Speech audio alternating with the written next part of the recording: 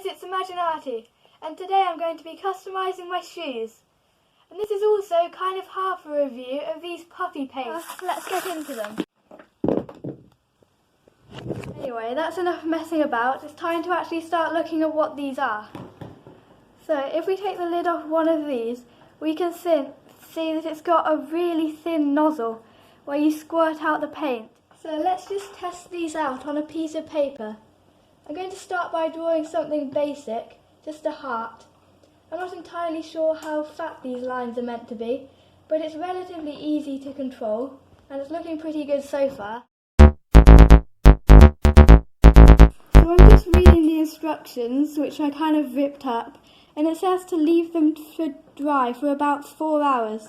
So I'm just going to quarantine this paper for a bit, and let's move on to the shoes.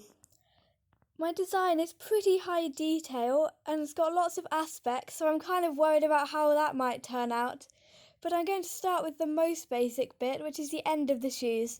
I'm just going to be doing lots of different rainbow dots. Hopefully that will give me some time to practice.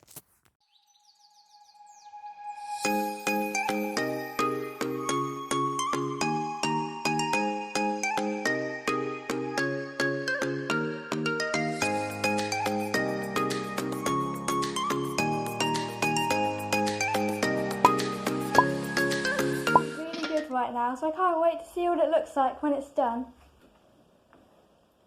I think you can definitely see the improvement on the second one. The dots are a lot rounder and neater, and on the other one they weren't terrible, but they were a bit more everywhere. And on the rest of the shoe, I'm just going to be drawing doodles, lots of things that I usually draw, like animals and food. I'm going to start drawing them with pencil without going straight in with the puffy paint. The style I was going for with the sides was sort of Tom Gates style, if you know where that is. Trying to just fill every space with doodles. Now let's move on for the painting.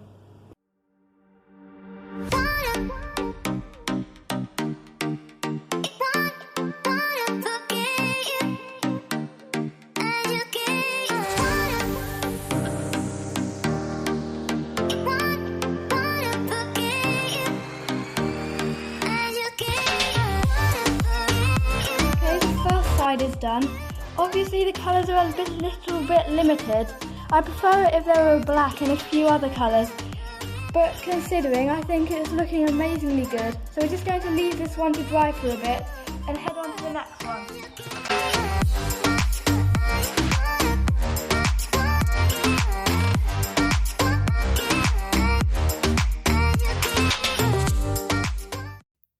This was actually how I got that last camera shot, by sellotaping my phone to the bottom of the puffy paint. I'm not sure this is quite worth the effort just for one camera shot. It's a lot of plastic for one camera shot. As we're doing a bit of a behind the scenes here, here's the thumbnail. This is the result of making the thumbnail. So now we're just going to try and make some art out of this mess. We're just pressing a piece of paper on top of it and just see what happens, I guess.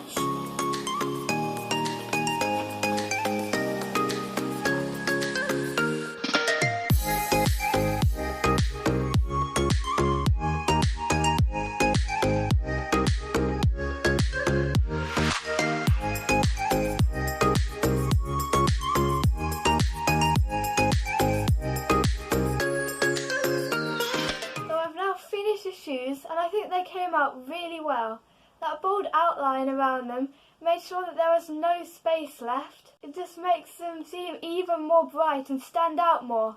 And as for the actual puffy paints, if you were thinking of getting any, then I definitely recommend it, because they stick to practically anything, t-shirts, shoes, and just paper as well.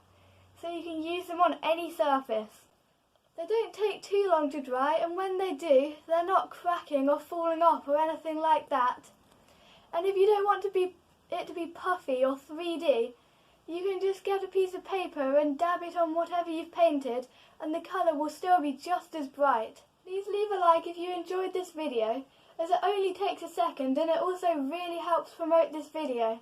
But anyway, that's all for now, and I'll see you next time. Bye!